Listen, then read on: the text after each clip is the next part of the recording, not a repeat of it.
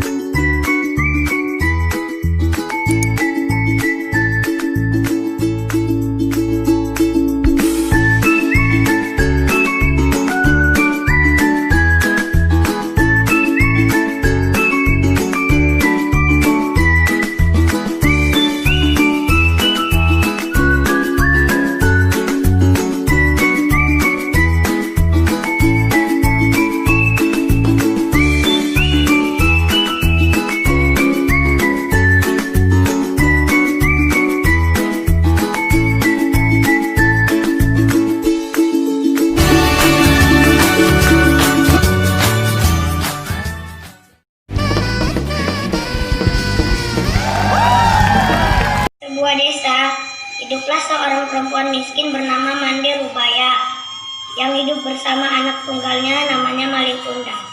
Sehari-hari, perempuan itu bekerja sebagai nelayan.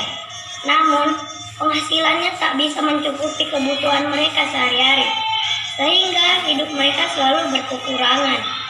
Saat Malin Kundang mulai dewasa, ia memutuskan untuk pergi ke kota. Ia ingin mengadu nasibnya di sana.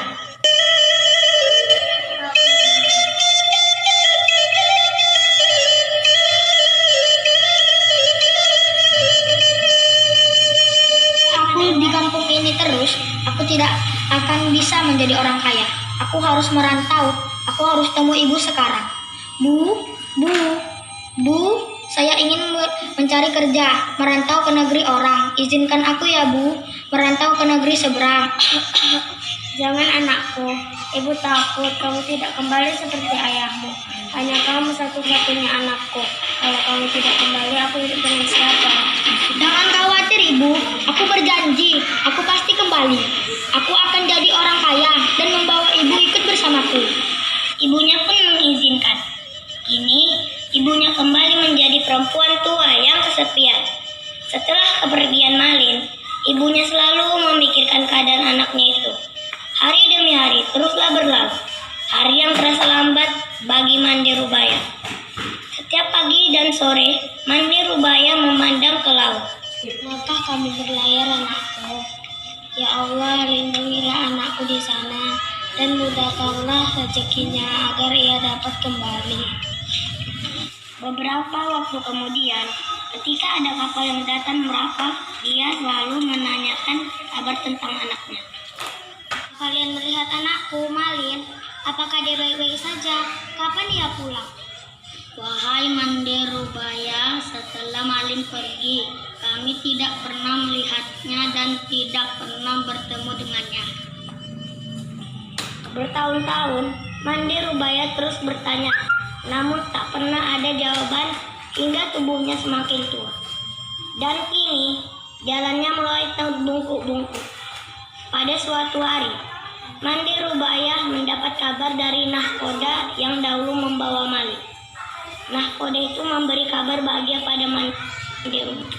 Mande, apakah kau sudah tahu anakmu Malin sekarang telah menjadi orang kaya? Dari mana kau tahu, Hafijah? Selama ini aku tak pernah mendapat kabar darinya. Sekarang pergilah ke Darmaga, anakmu Malin ada di sana. Dia terlihat sangat tampan dan istrinya juga sangat rupawan. Ibu Malin tak percaya. Matanya berkaca-kaca. Sungguh, ia sangat merindukan anaknya selama beberapa tahun ini. Maka, ia pun segera berlari menuju Darmaga. Benar saja, di sana terlihat Malin dengan istrinya yang sangat rupawan. Penduduk desa mulai berkumpul. Mereka mengira kapal itu milik seorang sultan atau seorang pangeran. Mereka menyambutnya dengan gembira. Mande Rubaya amat gembira mendengar hal itu. Ia selalu berdoa agar anaknya selamat dan segera kembali menjenguknya.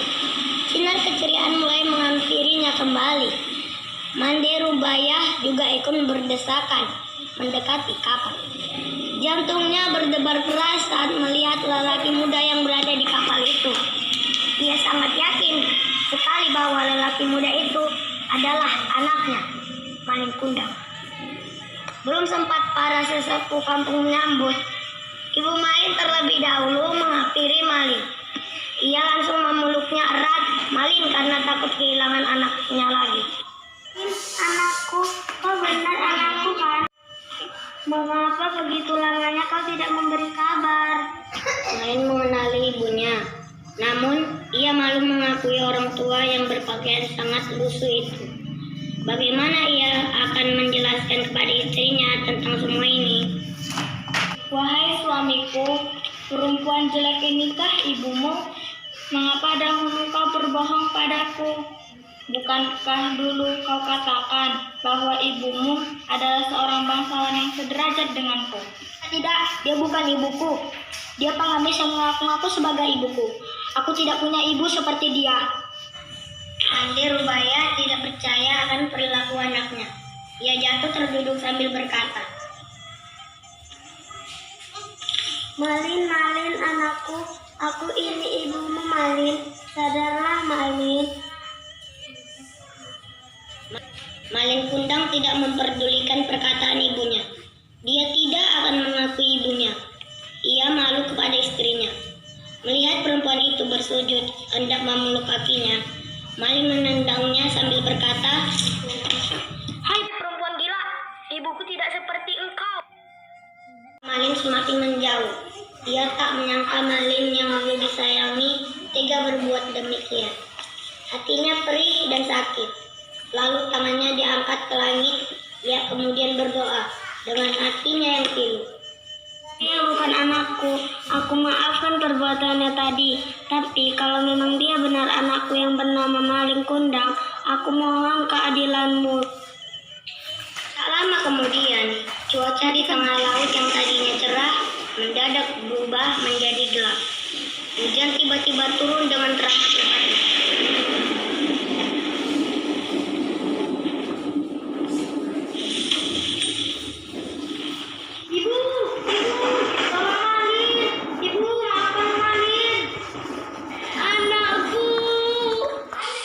Akhirnya Malin Kundang berubah menjadi batu. Surga ada di bawah telapak kaki ibu. Sayangilah ibumu, karena ibumu adalah manusia paling berjasa dalam hidupmu. Janganlah pernah sekalipun mengatakan